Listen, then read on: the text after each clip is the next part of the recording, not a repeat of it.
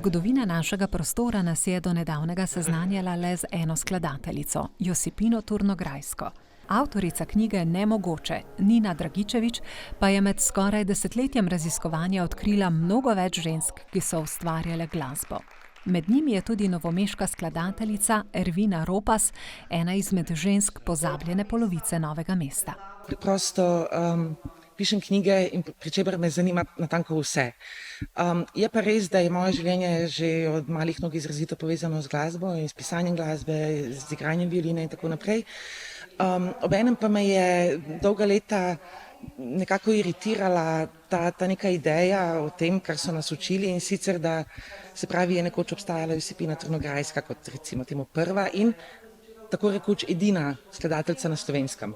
In ta podatek je precej neverjeten, nemogoč je sam po sebi, ker vemo, da v zgodovini nikoli ni tako, ampak da obstajajo razni razlogi, zakaj nekatere družbene skupine ali pa posamezniki in posameznice v nekaj niso vključeni. Se pravi, to, da nekdo v nekaj je vključen, je določeno s tem, da nekdo pač ni. Poleg pešpoti, poleg različnih okroglih miz organiziramo tudi pogovorne večere z izjemnimi ženskami sedanjega, sodobnega časa, ki premikajo tako čas kot tudi prostor. In doktorica Nina Dragičević, pesnica, pisateljica, esejistka, zvočna umetnica, sociologinja, je izjemna avtorica. Vedno nas preseneti z nekimi inovativnimi pristopi in tudi ta knjiga Nemogoče gre za izjemno inovativno literarno besedilo. Skratka, nek zapis, ki bi bil lahko enciklopedičen ali pa biografski, ga seveda literarizira.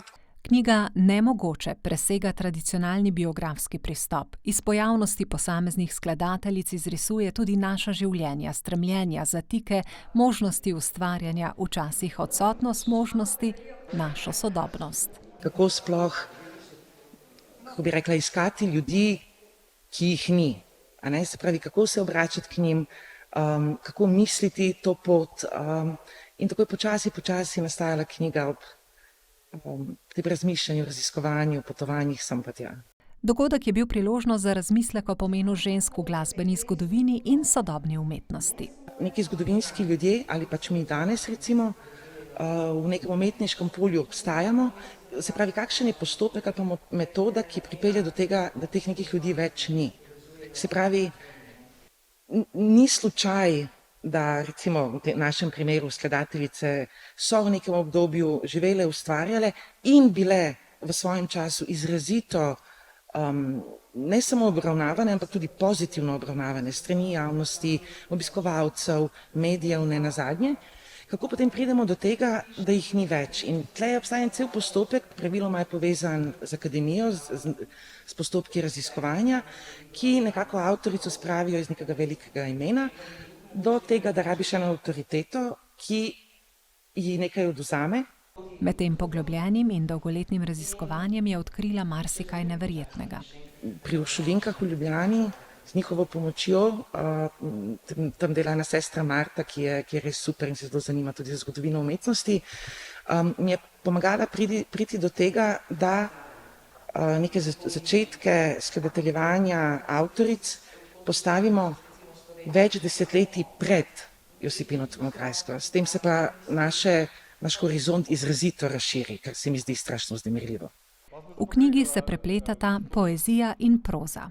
Inovativna forma in izrazita občutljivost za zgodovino žensk v umetnosti uvrščajo delo med najizvirnejše literarne stvaritve zadnjih let. V primeru te knjige to niti približno ni bilo slučajno.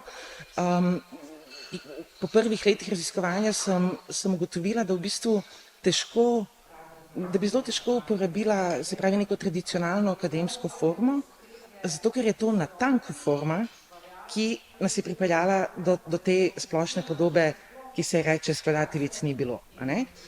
In se mi je zdelo, da je treba razširiti, ker tekst nikoli ni samo svoj pomen, ampak je tudi to, kako je postavljen, kako je razčlenjen, kako se giblje, to je en cel svoj prostor. In se mi je zdelo pomembno, da se to kar se da močno odpre. Se pravi, da forma popolnoma sledi misli, ki jo kot avtorica želim povedati. Knjiga je tudi med 10 nominiranci za knjigo leta 2025, veliko nagrado Slovenskega knjižnega sejma. Te nominacije sem zelo vesela, zato ker je knjiga izrazito sveža. Mislim, da je ravno včeraj prišla prva recenzija, sploh še nisem prišla do nje. Seveda je vsaka taka stvar je priznanje. To je nek stik z ljudmi, ki jih ne poznaš. Meni je to zelo pomembno. Nagrade so same po sebi ok, če so finančne, je toliko boljše. Nam, kulturnikom, je sploh pomembno zaradi obnavljanja tega našega kulturniškega statusa, da skozi kopičimo nagrade. Ampak na bolj osebni ravni je pa to, da obstajajo nekje neki ljudje, ki nekaj berejo, nekaj tvojega berejo in se jim to zdi zanimivo. Nina Dragičević je sicer rojena Novomeščanka in to se odraža tudi v knjigi Nemogoče. Notri je veliko Novega mesta, notri je veliko Dolenjske, motivi Žužemberka, Ajdovca, Gracerjevega Turna, komisarja Stadlerja. Skratka, slovenske skladateljice umesti v nek zgodovinski čas in prostor in govori tudi o drugih akterjih tistega časa. Tako da spoznavamo čas in prostor, v katerem so te skladateljice ustvarjale, živele. Tako da je v bistvu en tak zgodovinski oris oziroma slika posameznih slovenskih skladateljic, tudi naše Novomeščanke Ervine Ropas.